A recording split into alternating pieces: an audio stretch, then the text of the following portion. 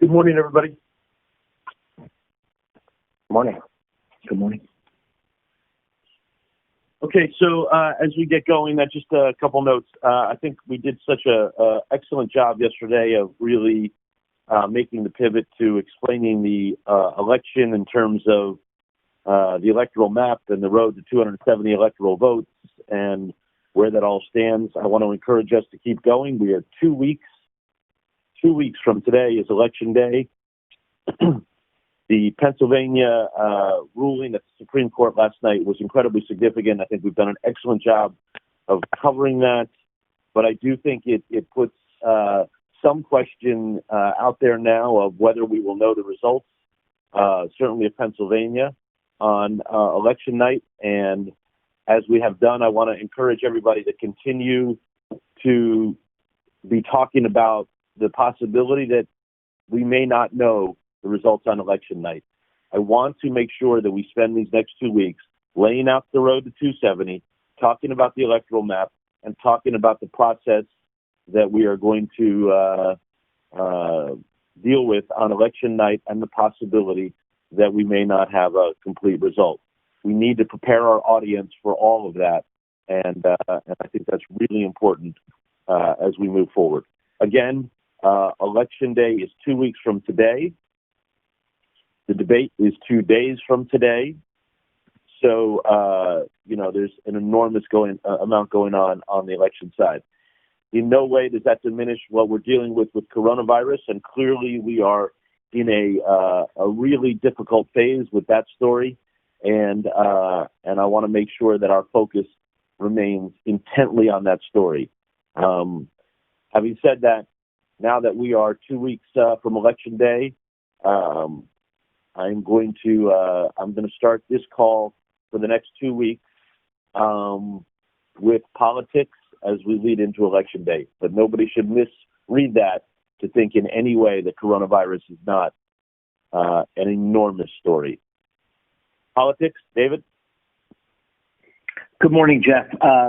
So let me just first say to your note about preparing the audience, one thing that I want to make sure when we do that for the next 2 weeks is that a slower count doesn't mean something's wrong.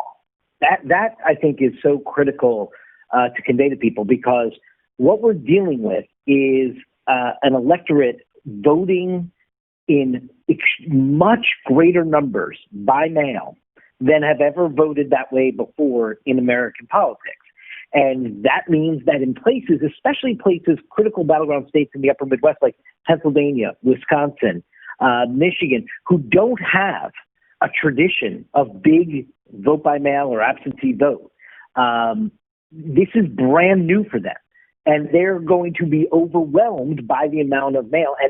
And so getting a court ruling like last night, which from the Supreme Court, which keeps in place that 3-day extension beyond Election Day for ballots to be received if they're postmarked by Election Day and counted, allows those officials in Pennsylvania, where they are not allowed to begin processing or counting all that mail vote prior to Election Day, the time to be able to count that vote. But just because it's taking time, I just want to stress for everyone, that doesn't mean that something is wrong with the count. I think that's important to lay the groundwork as well for the audience. So you noted one of the two big headlines from last night in the campaign, Jeff, that I was going to kick off with, which was that Pennsylvania ruling, and I agree with you. It is a big ruling from a state that many see as the tipping point in that battle for 270. The other big headline from last night deals with that debate that is just 2 days away. The Commission on Presidential Debates announced a new enforcement mechanism of the rules in the debate for the way in which those 2 minutes of uninterrupted time, as conceived of in the debate at the beginning of each topic area. As you know, this debate is going to be like the first debate, 6 different topic areas, 15 minutes each, and the first 4 minutes of that 15-minute topic area is dedicated to 2 minutes uninterrupted for each candidate before the open discussion begins. So in the candidate's opening 2 minutes, if they are the candidate not speaking, then their mic is not going to be operational during that time, the commission said, and this, they hope, will limit the interruptions. To me, I don't understand how this possibly, if Donald Trump wants to come in and yet again deliver a debate performance like he did in Cleveland last month, I don't really see this as stopping him from doing so, but this is the additional structure that the Commission on Presidential Debates has put into place. Now, Donald Trump may also think better of coming in and delivering a different kind of performance than he delivered in September, because that did not go so well for it. And Joe Biden is down today, again, in Delaware, doing debate prep, preparing for that second debate. And so we'll try to learn what is happening inside his plan for this final showdown with Donald Trump 2 days from now. The Trump attack on Anthony Fauci, it'll be curious to see if he keeps that up at the rally today in Erie. That's where we'll see him at 7 o'clock Eastern hour.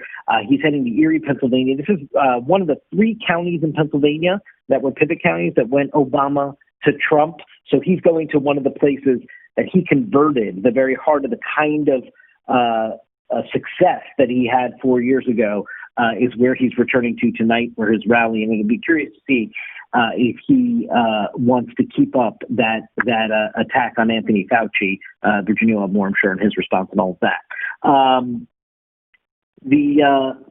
Another story we have today is from Kate Baldwin, who went to Michigan, has a compelling look at Black women voters in Michigan, what's motivating them to vote this year. Just remember, Hillary Clinton underperformed Barack Obama by about 76,000 votes in Wayne County, home to Detroit. This was a key critical component in her loss of that state 4 years ago.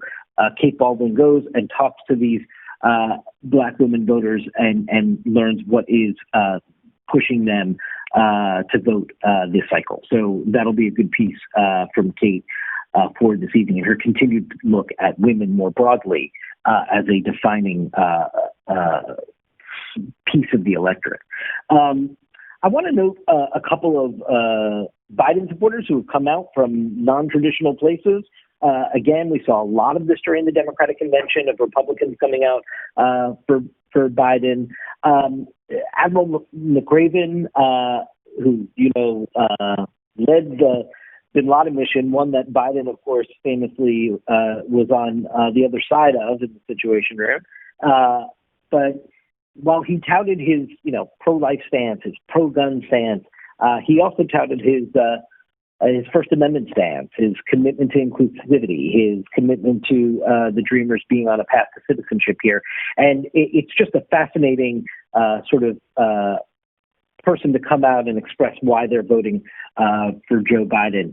Michael Steele, the former Republican National Committee chairman, cut an ad for the Lincoln Project, and he talks about why he's voting for Joe Biden. Again, he was the Republican National Committee chairman at the beginning of the Obama-Biden administration. So it's not terribly unexpected, but it is still, I think, noteworthy for us not to just let it go by when these endorsements for Biden come out of just places that we normally don't see in American politics. Kamala Harris will be campaigning virtually in Wisconsin today, where in-person early voting begins there today in the Badger State. We see record numbers out of Florida's first day of in-person early voting, and we're now over that 30 million mark of voters. Again, we are 2 weeks away, and it could be that 20% of the electorate has all cast its ballot. One other thing I just forgot to mention on the debate stuff, you also see that the Trump campaign is trying to complain about the moderator and calling Kristen Welker like a Democratic hack and complaining about the topics of the debate and that they say it was supposed to be a foreign policy debate. It was never announced when the format was announced that this debate was supposed to be a foreign policy debate. It was that way in the 2004, 8, 12 cycles. It was not that way in 2016, and it was not announced that way for this format.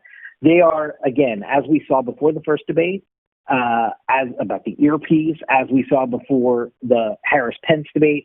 The Trump campaign seems to be coming into each one of these debates with a lot of distraction and trying to make hay and somehow distract the attention of the American voters of what's actually going to take place on that debate stage, which is the choice between these two candidates. And it is, we should just call it out for what it is, obviously. Two other notes. Jenna just put out a poll of polls in each of the critical battleground states where we have enough polling that meets our standards from the last 5 weeks or so. So it's a good average of what the polls look like in each of those states, not just nationally, which of course is key in looking at that road to 270. And Adam Levy, Ethan Cohen, and Liz Stark have published the election research guide. I urge everyone, it's in your inboxes, read through it. It's got fantastic facts, figures, context, everything you need to know for election night coverage and the lead up to it. So again, part of that whole mission of preparing our audience these next 2 weeks, that's a fantastic guide for folks to rely on to do just that. I think that is where we start. Okay. Thank you, David. That's a lot. Washington. Okay. So just to follow up a little on what David said. So in terms of the early voting, the numbers are still eye-popping every day. 30 million votes now have been cast. In North Carolina alone, 25% of total registered voters.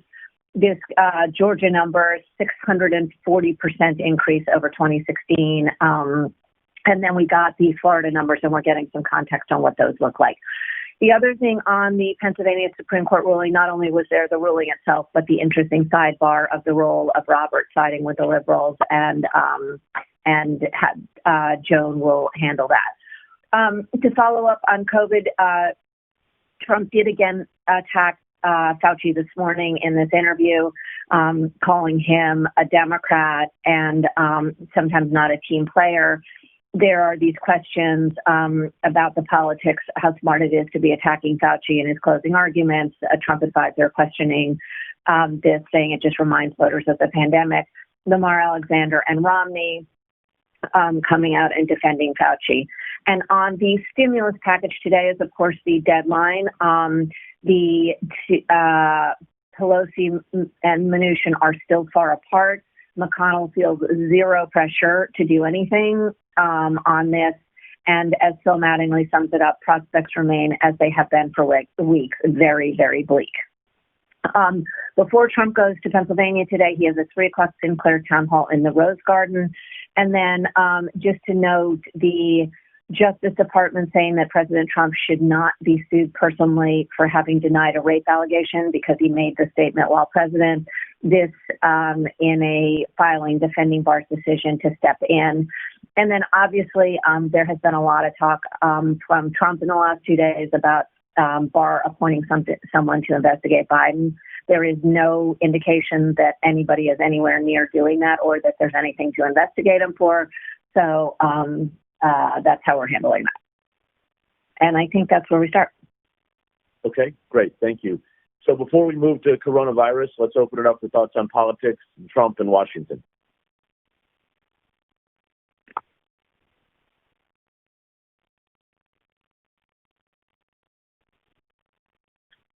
Hey, I just wanted to call our attention to this AP story that I think we've done some of this work ourselves as well, about they went back and looked at a lot of the arrests from the summer, and through hundreds of files, they didn't find any connections to Antifa. And they went through, and I just thought it was a very interesting look back and a very big punch against one of Trump's major talking points. And also a reminder, like, I'd be curious to go back to Kenosha now and some of these places and see how they're reflecting on what happened in their towns over the summer, and just get like more of a contextual view of everything that's gone down and how they hear Trump talking about them now. It's a really good idea. Other thoughts? Jeff, I'll just say that I thought Clyburn's interview on New Day this morning was really, really compelling. And as we talk about the whole stimulus, the politics around the stimulus, I do think, it's worth, as we've been doing, obviously Phil is brilliant on this in his notes, but it's not just that top line number, and being able to explain to the audience it's about the way that money is spent is really important. And I just think, like, after Pelosi's performance with Wolf and Clyburn being more aggressive than he usually is, I think, in an interview, you sense that the Democrats feel that have to sort of fight their way through this perception that they are not getting aid out the door and helping people. We know some of the vulnerable Democrats in the House side have been uncomfortable with this, and yet there's sort of the substance of their argument is worth us looking at as to why they may be taking this position. So I just thought it was a really compelling interview and probably worth replaying some of that sound as we do the stimulus debate today. Anybody else? Okay, let's move to Matthew and coronavirus, please. Thanks, Jeff. So clearly 2 weeks to Election Day, scientists are under full assault, but the science does not lie. The new surge is rising. Yesterday saw over 58,000 new cases. That's the highest Monday since the worst peak in mid-July. Remember, Mondays are lower numbers generally. Hospitalizations in the U.S. are up 30% from a month ago. And in the past week, 14 states saw peak hospitalization numbers. Now, the average number of U.S. new cases a day is closing in on 60,000 now. So remember, the worst period in pandemic history so far was when the U.S. averaged about 67,000 a day. That gives you a sense of where we are in the grand curve. We are obviously weeks away from some kind of vaccine news. The NIH chief saying this morning, though, that it's very unlikely we'll see an emergency authorization before late November. He also says the White House task force does continue to meet regularly, but it's not met with Trump for some time. And of course, we haven't seen a briefing in forever. And with all of the holiday gathering warnings seemingly coming by the day now, the NIH head says he will not be having a family Thanksgiving gathering for the first time in 27 years. Looking around the country at the key regions and trends in the CNN map, cases on the rise this week in 31 states. Deaths are on the rise in almost half of states, so flat nationally. Pennsylvania, where Trump and the First Lady go today, is red on that map. Cases about double of a month ago, almost at its highest point ever. Positivity rate high at 9%. Obviously, the specific location, Erie, is not a giant outbreak of COVID, but Trump's speaking to the whole state, of course. Wisconsin, a very hot zone state, begins early voting today, and it does so at its highest ever average in new daily cases, about 3,000 a day. We've got Omar in Milwaukee. Tennessee reported its highest ever number Monday. Kentucky reported the highest ever Monday. And then this notable situation at a Kansas nursing home. Obviously, so many nursing homes hit so hard. In this case, the health department there in Norton reveals all 62 residents of this one home got infected. 10 of them died. The survivor is quarantining in their room. In Illinois, Chicago's mayor is warning she'll have to roll back the reopening of phase if the high numbers continue. And we've got Adrian in Chicago. We've got Martin Savage in Salt Lake City, where Utah hospitals are still overwhelmed, an all-time high in Utah of cases and hospitalizations and positivity rate in the past week. And Florida remains an interesting question, an interesting case study. 3 weeks after that full-blown reopening of bars and restaurants and businesses, cases are up, but only a little bit. Hospitalizations, deaths, and positivity are flat. So is it bad news that cases are rising a little, or good news that they're not rising a lot, given the all-in, how open they are? And Rosa Flores is in Miami looking at this. In terms of the health headlines, on vaccines, there's growing agreement that March, April is the timeline for a widely available vaccine. AZAR, the latest to say this, believing that anybody who wants to get vaccinated by then will be able to do so. There is the increasing skepticism of vaccines, with Governor Newsom in California announcing that that state will do the same as New York State, creating an independent review board to look at a vaccine even after a federal government authorization. And there's a growing concern about the coming vaccine distribution problem.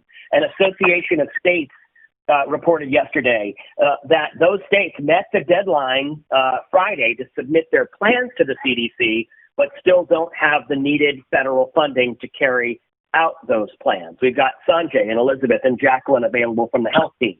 We've got Bianca Goladriga staying on the education lines, including Miami-Dade's COVID school cases rising to more than 80 in 50 schools, and the teachers union saying that the district should consider shutting down again. Overall, though, in context, public schools, though dealing with scattered problems, it's nothing like college campuses. And we've got an embargoed study at 11 a.m. Showing that open windows and glass desk shields do reduce spread in classrooms. A couple of other key notes. The CDC looked at the data from those outbreaks at food processing plants and found that Hispanic workers by far bore the brunt of infections compared to other groups. We've talked a lot about churches. West Virginia's governor sounding the alarm about 18 outbreaks in that state tied to church services. And we've got the wrap piece today, which is Erica Hill, 3, 5, 7, 9, and 11. And that's COVID. Okay. Thank you, Matthew. Does anybody have any thoughts on COVID? Yeah, Jeff. Hey, good morning. It's Ben. So Matthew mentioned a couple of comments that we alerted off of Francis Collins on NPR this morning, and I just wanted to add one more. Everyone will see that we alerted some comments by Collins saying we never got out of the first wave. Fauci has obviously said this too, and the truth is really you can parse this out, a million different ways, talking about waves and peaks and surges and whatever words you want to ascribe. But looking at this, I think, through the lens of our audience and moving beyond the data and more looking at this from a point of how it really feels, this is a definite second wave. Things got really bad in the spring. We had 15 days to slow the spread. That turned into an additional 30 days to slow the spread. Those guidelines were eased. I think that's what most people think of when they think of a first wave. Then obviously over the summer, things got worse again, but we never got it under control. And right now, as Matthew laid out, it is abundantly clear that we are really starting to take off with cases trending up, hospitalizations trending up, deaths will follow. I know in the digital meeting this morning, they discussed a post that they had up on social quoting Michael Osterholm saying the next 6 to 12 weeks will be the darkest of the pandemic. So I think for all intents and purposes, just so we all, can sort of get on the same page with this really does seem to be a second wave in terms of how this feels for everyone in the country right now. Okay.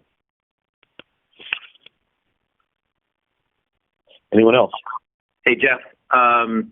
I want to jump in on the mental aspect of all this. It was a headline yesterday that Trump said to his campaign staff and also elsewhere that people are tired of coronavirus. And while in his context, he wants it to not be a topic of conversation at all because he knows that it's not good for his reelection, and he's trying to just dismiss it, right, and push it to the side. But on the other hand, it's one of the most perceptive things he said about the virus, I think, since the whole thing began, because the fact is that people are tired of the coronavirus. It's frustrating, and then there's all this bad news about a surge, and I think that we need to focus and try to get some stories on the mental aspect of all this. We've done multiple stories on it, but I think right now is this crucial time where the mental state of people is really fragile. They are tired of it. They don't want to deal with it. They're being told winter is coming and the flu season, and it's going to get worse, and you got to stay inside now, and it's going to be worse. Maybe the CDC says maybe you can't have Thanksgiving. Fauci said that. People were kind of probably counting on, well, maybe by Thanksgiving I can at least see my mom and dad or the grandparents or whatever. Now you're being told you probably can't do Thanksgiving as you normally would. Your company sends out a note that says you're not coming back to the office until next summer. All of these things combined, I think the mental state of people is very fragile. So when Trump said people were tired of coronavirus, I think he's 100% right. And I think it goes beyond that. And I think that we probably need to spend a little more time on the mental aspect of all this and how people have been impacted. And the fact is that, if you turn on CNN and you see that graphic and you hear somebody say it's growing in all these states and it's about to be winter and all that, that's only going to make you feel worse about your situation. And I think there's a great concern, or there should be a great concern, about the mental state of people across the country in the face of all this. So, Ben, I think we need to make sure we're focused on that. Okay? Absolutely. Thank you. Other thoughts on coronavirus?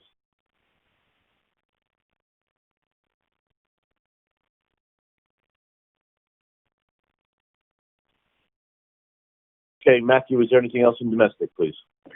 Just a couple of really quick notes, keeping an eye on all kinds of western wildfires kind of exploding again in several states, 58 fires active around the U.S., 4 million acres on fire, including this case of 23 people rescued by helicopter from a hiking trail in Colorado, this 9,000-acre new fire in New Mexico, one person still missing in Oregon, and just noting Rush Limbaugh announcing his lung cancer is terminal, Jeff Bridges announcing he has lymphoma, but feels the prognosis is good. That's really it.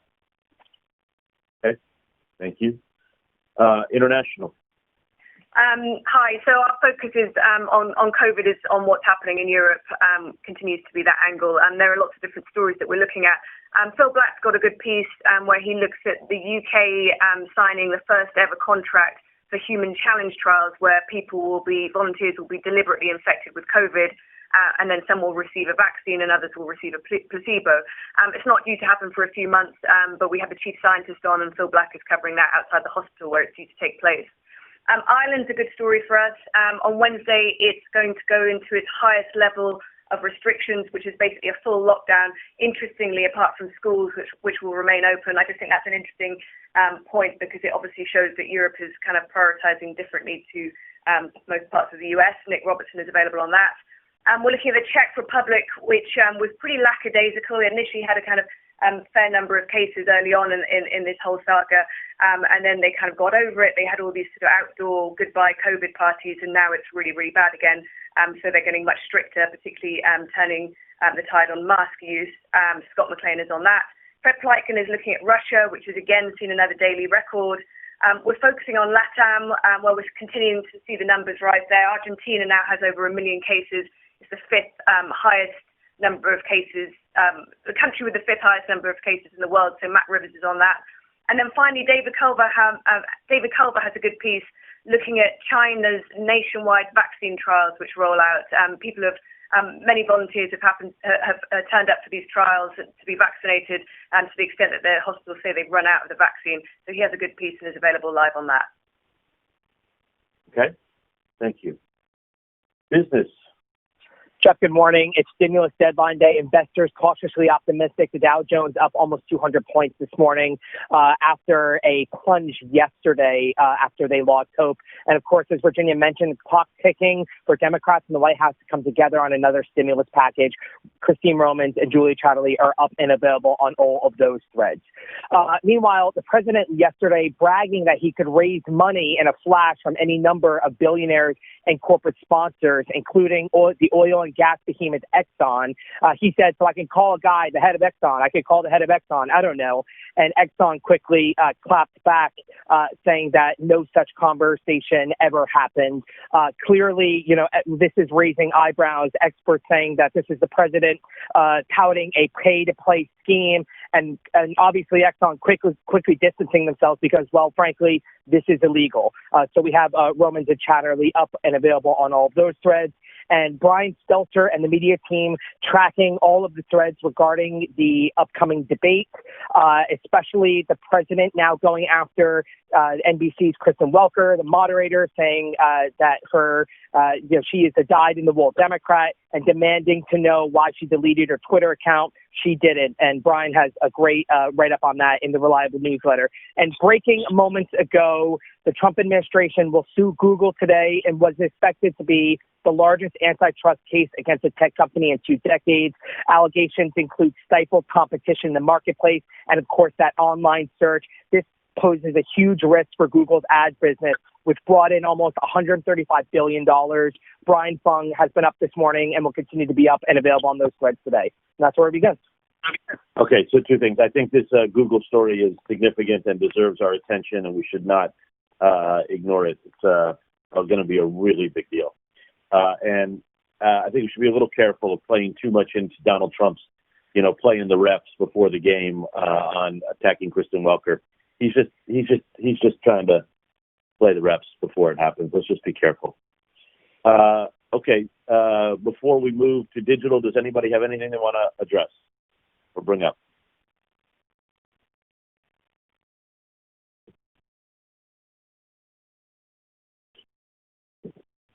Okay, digital.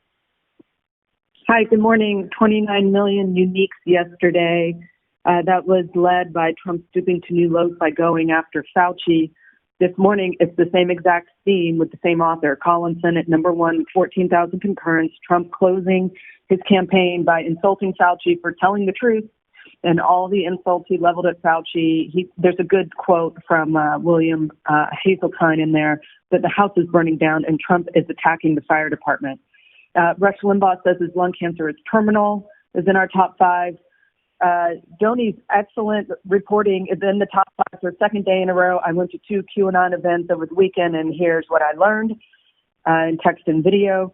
Then we've got Brownstein on this is Biden's strongest path to the White House, looks at how he is positioned to rebuild the blue wall in the Rust Belt. And then it's Tubin being sidelined after exposing himself on the Zoom call. Our election DLE is doing very well and is kind of floating in and out of the top five this morning, capturing all the developments everyone's talking about here. The top video, once again today, is John King walking through the map to and the map and the road to 270. So we're just going to pull that and push that and do that every single day across all platforms and just keep that fresh. And also on mobile, Tapper on the gross and irresponsible reporting from Fox News around QAnon is our strongest video there. On COVID, our framing for our main bar today echoes what Matthew said. The nation's 7-day average of daily cases climbed to levels that have not been seen since the summer. Only Hawaii is trending in the right direction. We have a separate piece from Holly Ann looking ahead to doctors are saying this will be the worst surge yet. And is the U.S. better prepared now than it was before? The answer is mixed. There's a good analysis from James Griffiths in Hong Kong on China's COVID success compared to Europe. And on our fact versus fiction podcast today, Sanjay explores that second wave in Europe, and that pairs really nicely with a photo project that we're launching on the empty streets of Paris.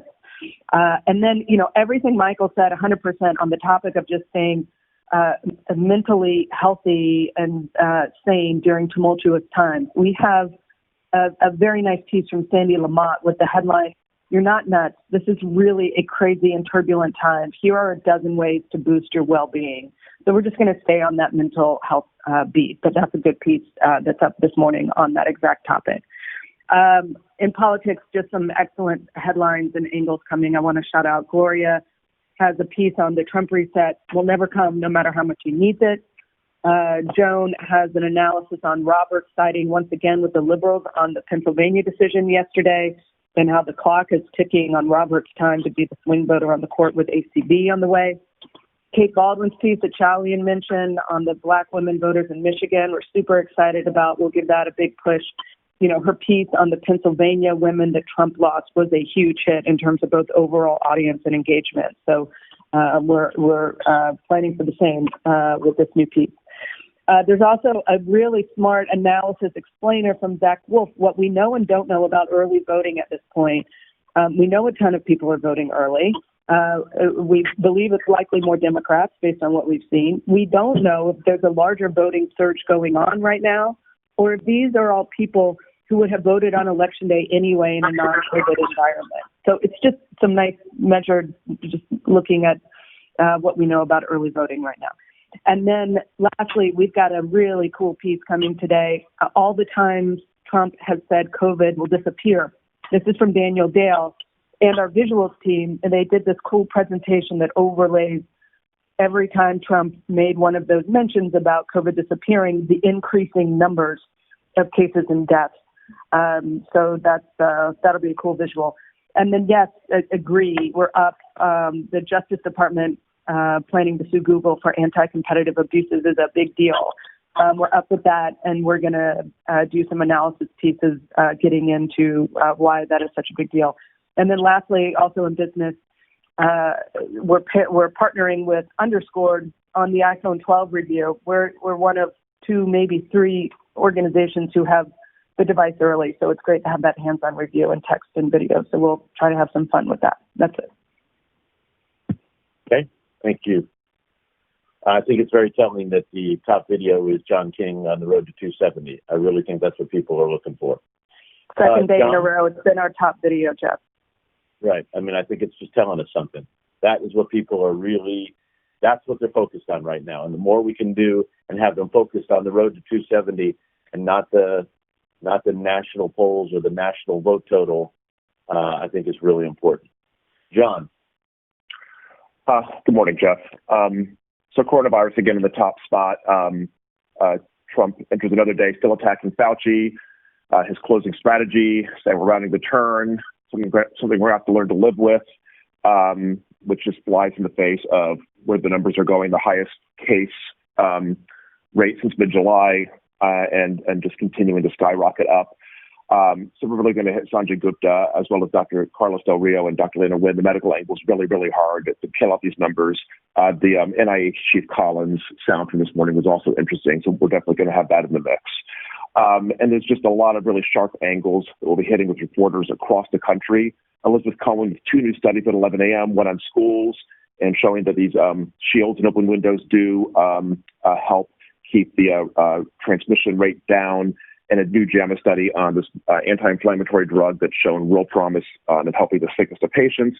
Martin Savage on Utah, where they say they're about to face a real crisis with the hospitals, the Kansas nursing home storyline, potential Chicago rollback, the Disney Union pleading to Newsom to please let them open the theme parks, and then the World Series tonight, only 11,000 fans, the lowest number since 1909.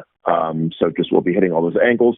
Dr. Paul Offit and all the vaccine news. We are going to get into the UK storyline that Mira mentioned. They're going to do these active trials where they're going to actually infect people with coronavirus and then give some of them the vaccine and some of the placebo. And John King does have the Secretary of Health from Pennsylvania, Rachel Levine, on. Very worried about the rising numbers there, of course, ahead of tonight's Trump rally.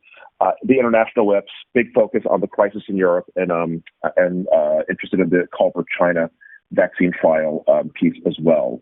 The Pennsylvania ruling involving the ballots and when they will continue to be counted. Kristen Holmes on that, John Kasich as well. On the John Roberts angle, John King has Rick Hasson, voting expert from UC Irvine. I just read a piece on this on Slate overnight. And we have the Michigan Secretary of State. They're banning open carry firearms at all polling places in Michigan. Omar Jimenez on the Wisconsin early vote getting underway will continue to show these huge lines. Amber Walker on Georgia keeps setting records. John King is doing more magic walls today to continue to look at the path for either candidate and where that stands 2 weeks out. Abby Phillips and Matt Weiser on all the different voting threads, the debate rules, and what the huge early vote and the Pennsylvania ruling tells us about the vote count and what that means during election week. The stimulus deadline will be hitting with reporters Lauren Fox and Manu Raju every show to see where the talks stand as we approach that deadline. Julia Tannelly is going to join the conversation later today when she gets off her show. Brian Funk coming up shortly with Jim and Poppy on the Google story that was just mentioned, and we are going to give the Donny O'Sullivan QAnon piece another run. Great. Thank you. Washington. Morning. We've got Ryan Nobles on Trump in the White House or let him Biden. We're working out details with Admiral McRaven. We'll stay on the road to 270. We're also joined by Peter Greenberger, who led the political advertising team at Google and then Twitter. He had an opinion piece in the Post yesterday arguing that platforms should mute the president until a victor is identified. COVID, all the angles discussed, of course. Erica with the coronavirus wrap in the 3. We've got Elizabeth Cohen, Dr. Peter Hotez, and Sanjay in the 4. And on stimulus, we'll go to the Hill as well as Julia Chatterley. Additionally, we've got Senator Dick Durbin today, and Abby has her voting wrap piece. And in the Situation Room, will obviously be heavy politics 2 weeks out from Election Day, 2 days ahead of the debate. And we'll continue tracking this road to 270. Also looking at these huge numbers of early votes are passed, more than 30 million so far. And we'll be focusing on what the election will look like and preparing the audience for the possibility that we may not know the election results on election night. We do have the Attorney General of Pennsylvania back. So we'll get into that SCOTUS decision, Trump's reaction to it ahead of Trump's visit to Pennsylvania tonight, and what this decision could mean for Election Day. We also have the chair of the debate commission. So we'll get into those new measures put in place for Thursday. And then we've got the voting wrap piece as well. We'll stay on Trump's continued attacks on Fauci this morning, calling him a Democrat, not a team player. And we'll see what comes out of this 3 o'clock Sinclair town hall. We'll keep a close eye on the stimulus deadline, see what happens there. And then obviously we'll be heavy on COVID and this new second wave, more than 58,000 new cases just yesterday. The NIH director saying Thanksgiving is essentially canceled in his family for the first time in 30 years. So we'll get into all of those threads. We have Sanjay and our doctors. We have our Erica Hill rap piece, and we'll get our international whips in as well. That's where we're starting. Okay, great. Thank you, Emily. Does anybody else have anything they want to bring up? Yeah, I do. I'm listening to the president this morning on Fox. He said something that I just think we ought to emphasize, because if it had come out for any other president, we would be gone bonkers. He encouraged the attorney general to take action before Election Day regarding his political opponent. I'll just leave it at that. I just think that should not go unnoticed, and somehow we ought to focus on it and discuss it as the outrage that it is.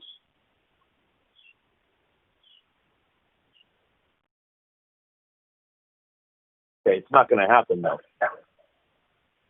Well, I know, but the actual request by the president to ask his attorney general to do something regarding his, well, I don't have to say it anymore.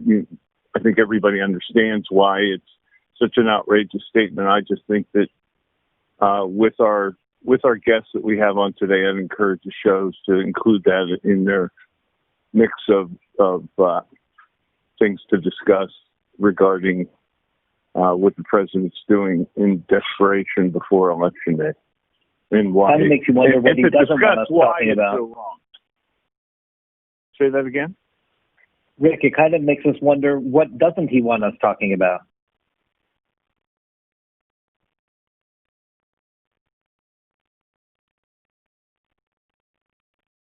Well,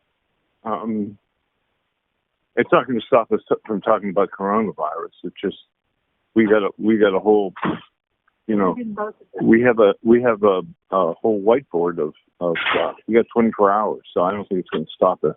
I just think that we'd have to almost explain to our viewers why that is so egregious. Okay. Good. Other thoughts? Yes, we've been covering, a lot, obviously, the disproportionate impact of the virus on communities of color. And I think, there's this interesting data coming out of Mississippi where basically all of the surge that's happening, like 60% of the new cases and deaths are in white patients. And, there's a slight drop in the numbers in Black patients. And what they're saying is it's because of, whites who are not wearing masks and who are not social distancing.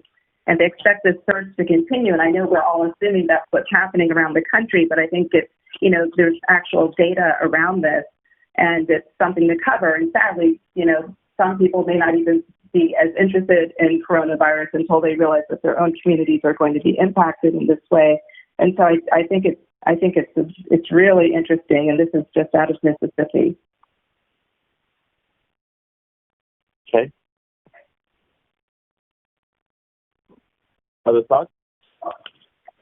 Hey, Jeff, I just want to make a note about the Road to 270 conversations and how we're looking at the next 2 weeks. Harry, who does such excellent analysis for us on all the polls and where we are, in his piece today, the second to the last sentence or second to last paragraph is, remember, Trump won in 2016 despite being down by 4 to 5 points in the final polls of Michigan, Pennsylvania, and Wisconsin. And right now those polls are 6 to 7 points, as Harry notes. But still, it's just a really good reminder that, the national poll wasn't very far off last time. It was off within a point and a half, I believe. Hillary won the national vote. But in those states, it was off by quite a bit. And there's margin of error in the polling, et cetera, that can go in both directions. So we just need to keep all that in mind as we talk about this road to 270. And, again, I'm not arguing with our map that shows that, Biden right now is leading in enough states to get to 290, et cetera. But we just need to remember what happened last time and the context around it. And I read a story somewhere today, and I wish I could remember where, but it said that there were some Democratic analysts who were looking at the early voting track and seeing a surge among rural white voters and some of Trump's core groups. So there should not be an assumption, even based on sort of tracking of some of the states that reveal party affiliation, as to whether or not Trump or Biden is doing better in the early voting. Kate Bedingfield sent out that email the other day urging supporters to fight like it's tied or fight like we're behind.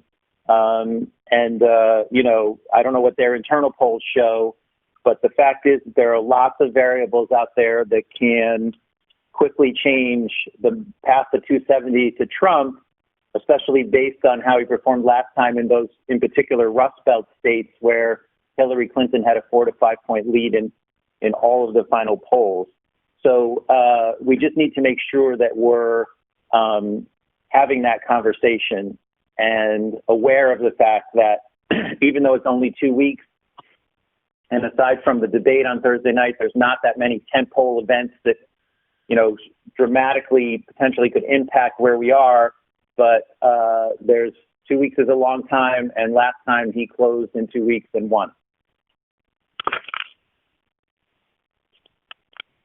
Great note. Can I just follow it up with one thing, though, that I think people forget too often also?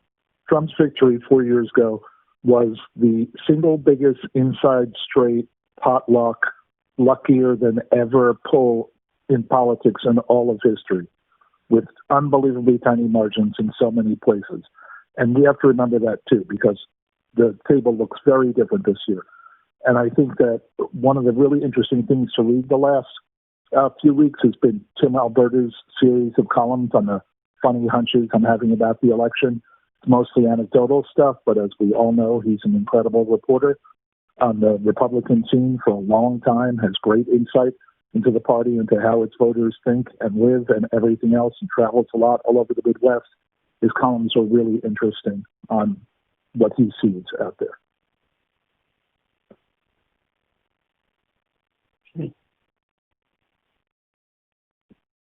Any other thoughts?